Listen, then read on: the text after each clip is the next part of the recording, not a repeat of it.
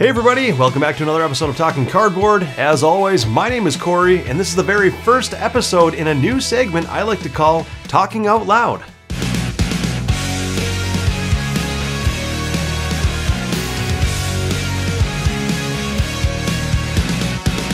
That's right, this is the very first episode in Talking Out Loud, a new series where I just choose a generic topic about board gaming that I'd like to talk about on camera.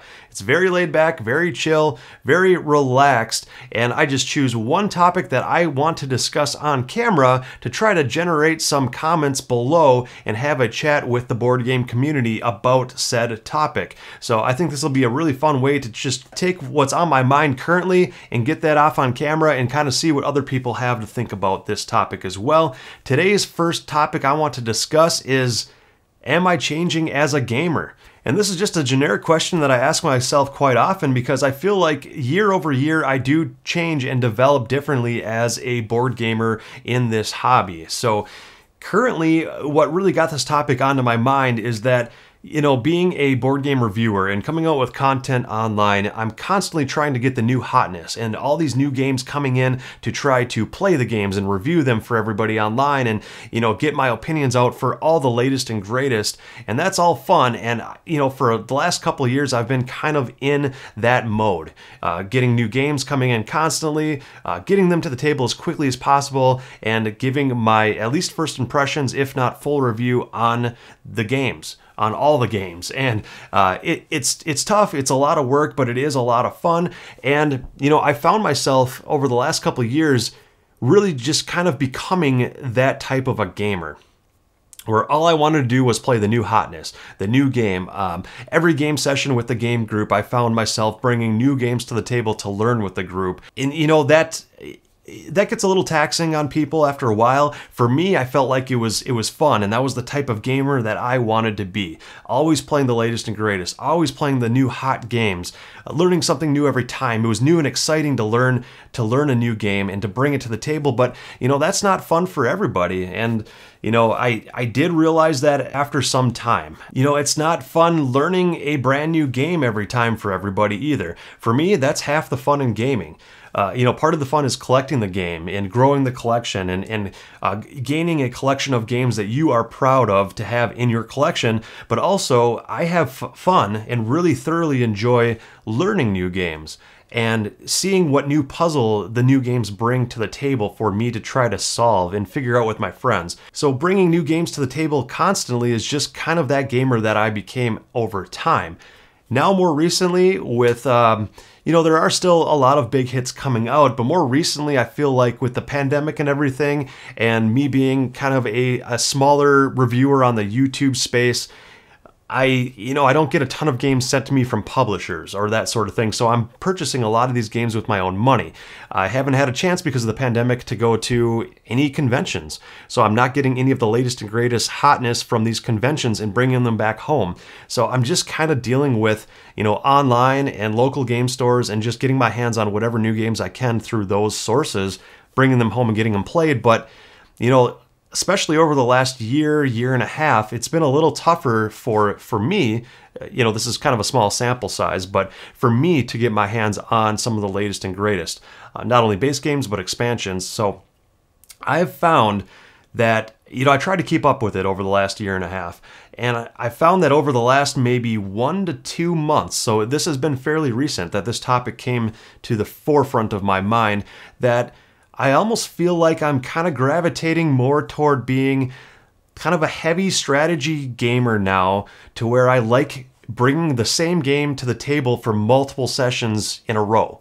Over and over again. I'll bring the same games to game day. I'll play some more of the same games with my wife over and over again. And I feel like I'm kind of shifting into being that type of a gamer now, where I'll focus on 3 or 4 titles, maybe 5 titles, and just try to really focus on the strategy behind those games and to learn the ins and outs of the game and try to get better at the game and progress with the game and really dig into what is deep in the soul of the game, which I've never really done before.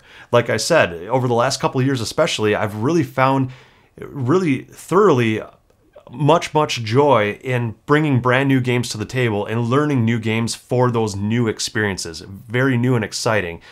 But more recently, I felt like, digging into the soul and the nitty gritty and kind of the guts of the game and really stretching the game to its limits and trying different strategic paths to victory and kind of digging into the games deeper, I found that to be a little more interesting the last couple months recently here. So like you see set up on the table, I've got Spirit Island set up. So Spirit Island is one of the games that I've been diving into strategically, trying different spirits and their different powers and playing it solo a lot. I've never been a solo gamer, ever. And now Spirit Island, I've soloed at least a few times by myself. It's a longer game at that, so I'm really surprised that I've soloed it so much.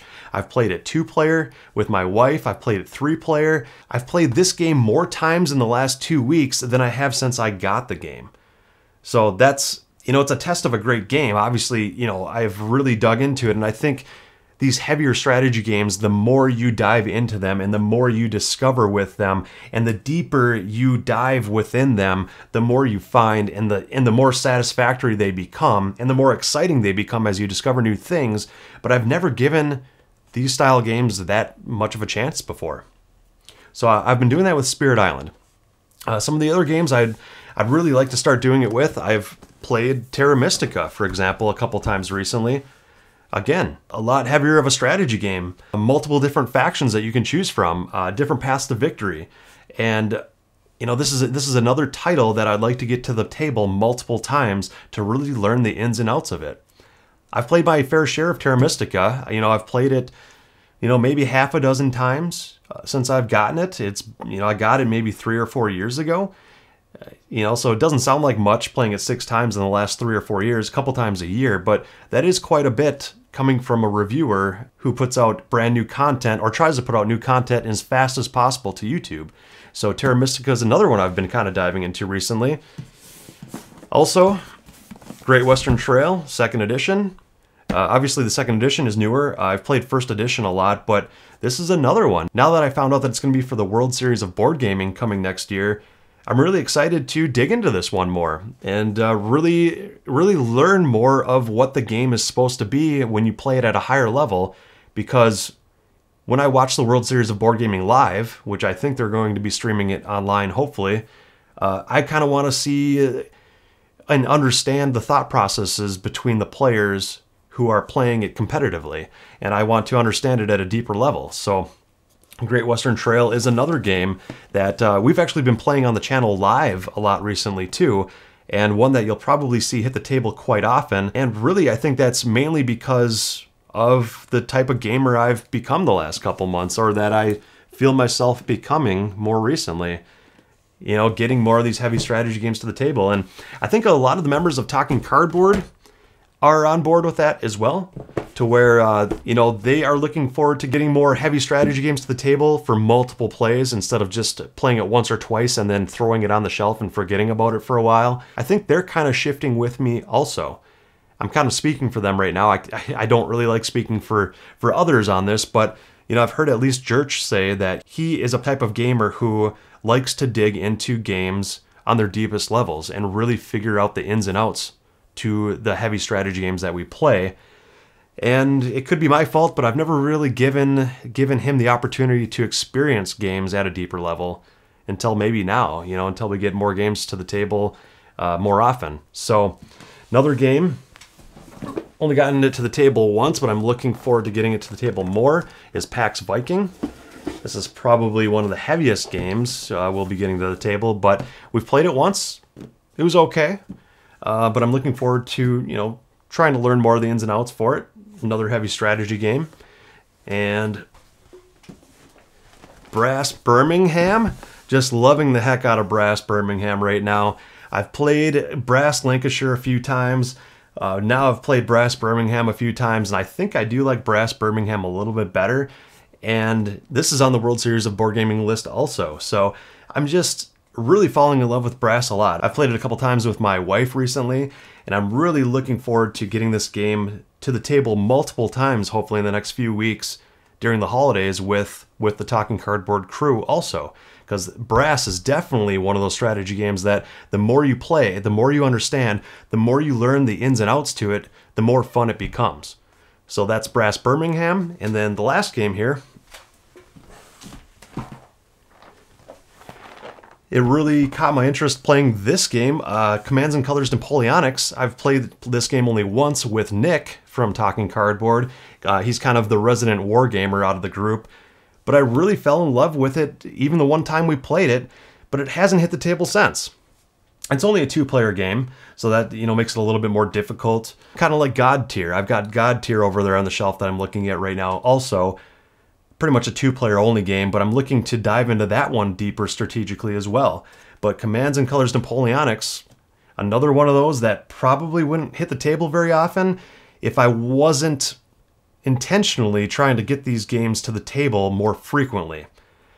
Kind of taking a step back and not cycling through the collection as fast as possible and finding the latest and greatest and hotness all the time and trying to just pump out content with all the new latest and greatest. You know, I'm kind of taking a step back here. It might be diving into these more heavy strategic games more in depth and coming out with more content for the heavy strategy games. So maybe I make it a point to at least get it to the table once every few weeks. You know, maybe the game will hit the table 10 to 15 times a year instead of twice a year, because I'm really looking forward to diving into these games deeper. And not only these titles, and not only God Tier over there on the shelf, or I mean, I could look at a bunch of other games that I want to dig into and find the deeper strategy and the deeper meaning within the game that the designer intended it to be. So these aren't the only titles that I want to dive into deeper, but you kind of get the gist of it and you get what I'm saying. Leave in the comments below if this is something that you felt in the past or currently feel like you could be shifting into more of this mentality more recently. I don't know if it's due to the pandemic or due to the price of games going up or due to the supply chain logistics of games, you know, not getting to your local game stores as quickly, but whatever the case, let me know in the comments below if you are going through this same thing right now, or maybe if the opposite is true. Maybe you are turning into more of the cult of the new, where you get enjoyment and thrill out of getting a brand new game to the table, learning it with the group, and finding the excitement in a brand new puzzle, or whatever that new theme is, or whatever that new game provides, that level of excitement where I used to be about 6 months to a year ago. You know, maybe that's where you're shifting or where you're at currently. But anyway, let me know in the comments below on which way you are leaning. And until next time, I hope you all enjoyed and have fun gaming.